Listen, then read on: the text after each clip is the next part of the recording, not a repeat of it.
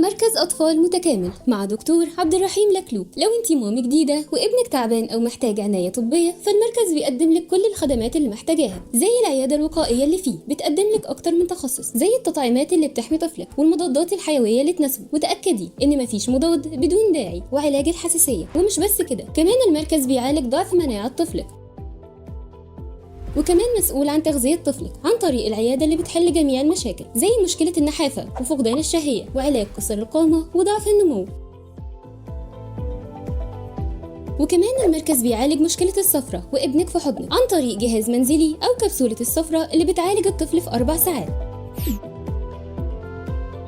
أما بالنسبة للمامي نفسها، فالمركز بيوفر لك استشاري رضاعة طبيعية وعيادة مساعدة الرضاعة الطبيعية. كمان المركز بيقدم لك دكاترة متخصصين على أعلى مستوى في مجالات كتير زي التخاطب، وكمان بيساعده في تنمية قدراته، وبيعالج تأخر كلام الطفل أيا كان السبب، وبيعمل له اختبارات الذكاء باختلاف المستويات. وكمان المركز بيعمل اختبار اللغة للطفل،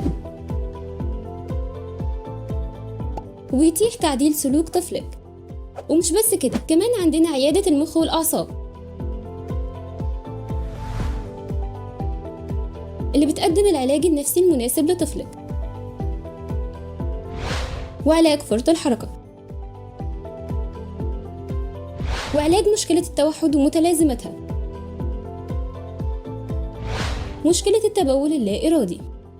كل ده هتلاقيه في مركز دكتور عبد الرحيم لكلوك. ما تنسيش تتابعينا على الفيسبوك ويوتيوب وتيك توك وإنستجرام علشان تتابعي كل جديد.